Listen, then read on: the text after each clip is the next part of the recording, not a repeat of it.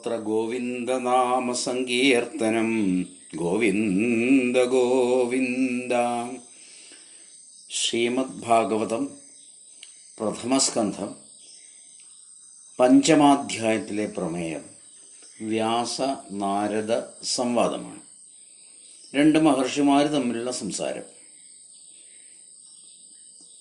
തൻ്റെ ആത്മീയ അസന്തുഷ്ടിക്കുള്ള കാരണം ഉപദേശിച്ചു തരുവാൻ വ്യാസൻ ശ്രീനാരദരോട് ആവശ്യപ്പെടുന്നു.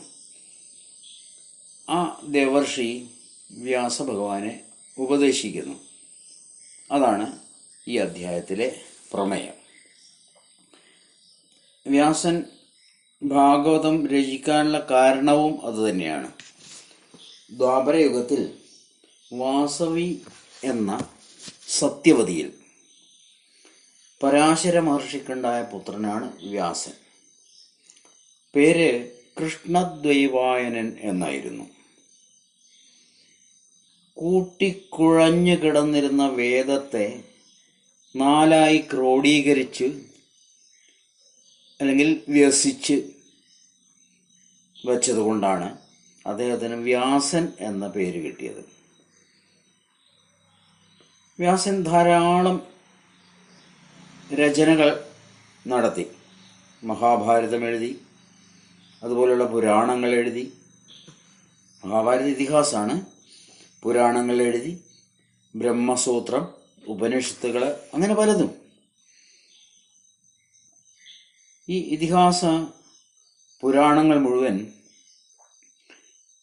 സൂതപൗരാണികന്റെ പിതാവായ രോമഹർഷനെയും പഠിപ്പിച്ചിട്ടുണ്ട്. വ്യാസന്റെ ശിഷ്യനാണ്. മഹാഭാരതം സ്ത്രീകൾക്കും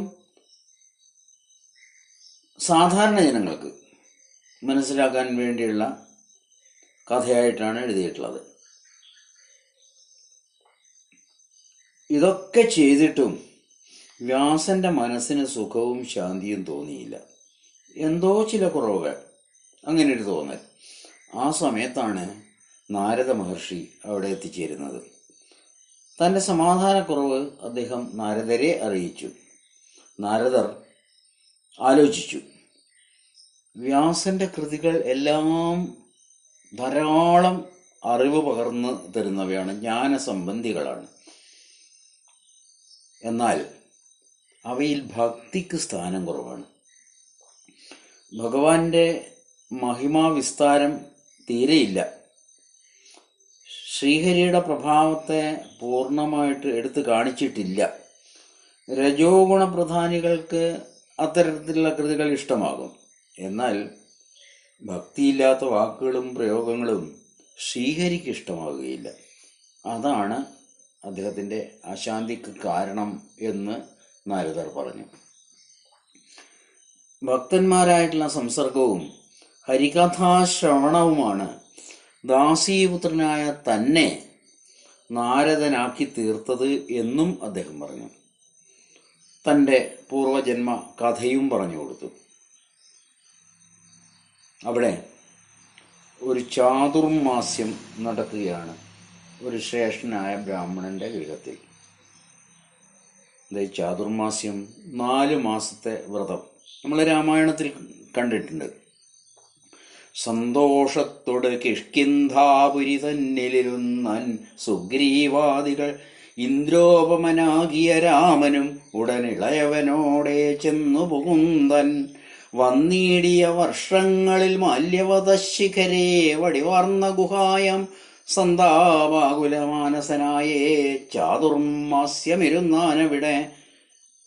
വർഷം കഴിയുന്നത് വരെ ഉള്ള 4 മാസങ്ങൾ അവിടെ അങ്ങനെ ഗുഹയിലിരിക്കുകയായിരുന്നു. മാല്യവാന്റെ ശിഖരത്തിലുള്ള ഗുഹയിൽ ശ്രീരാമൻ.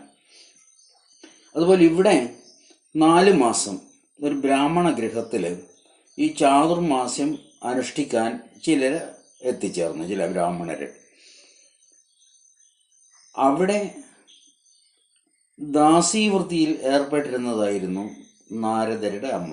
നാരദന് അന്ന് 5 വയസ്സിൽ താഴെയേ ഉള്ളൂ പ്രായം.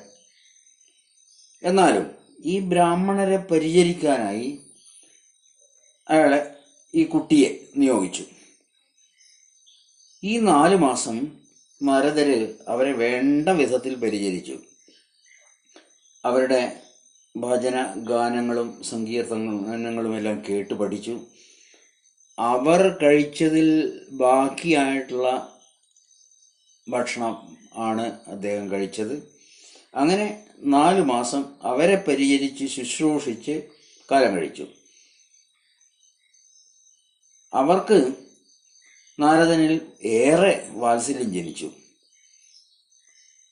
അതുകൊണ്ട് അവർക്ക് അവനോടൊരു സ്നേഹം തോന്നി. അങ്ങനെ ഭഗവത് തത്വങ്ങൾ പറഞ്ഞു കൊടുക്കുകയും ചെയ്തു.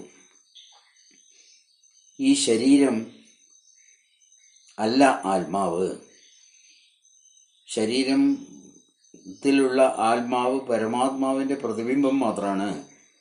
സത്യമറിയാതെ ജീവൻ മായയിൽ കിടന്ന് ഭ്രമിക്കുകയാണ്. അങ്ങനെ ഒരുപാട് കാര്യങ്ങൾ.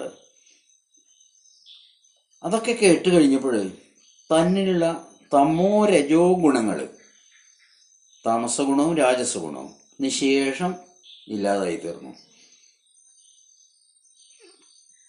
ചാതുർമാസ്യം കഴിഞ്ഞ് അവർ പോകുന്നതിന് മുമ്പ് അവർ സന്തോഷത്തോടെ ഭാഗവത ധർമ്മം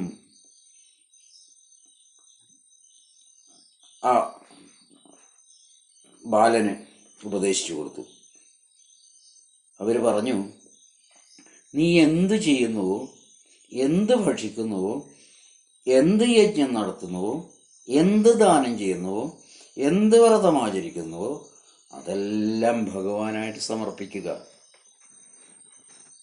ഈ ഉപദേശം സ്വീകരിച്ച് നാരദൻ ഏറെ ഭക്തിയിൽ ജീവിച്ചതുകൊണ്ട് പുനർജന്മത്തിൽ ഇപ്പോഴത്തെ നിലയിൽ എത്തിച്ചേരാൻ സാധിച്ചു എന്ന കാര്യമാണ് വ്യാസനോട് നാരദൻ പറഞ്ഞു കൊടുത്തത്.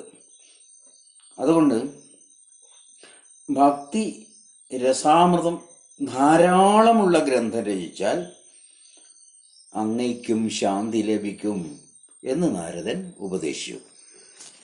ഇതാണ് 5-ാം അധ്യായത്തിലെ പ്രമേയം. സർവത്ര ഗോവിന്ദനാമ സങ്കീർത്തനം. ഗോവിന്ദ ഗോവിന്ദ.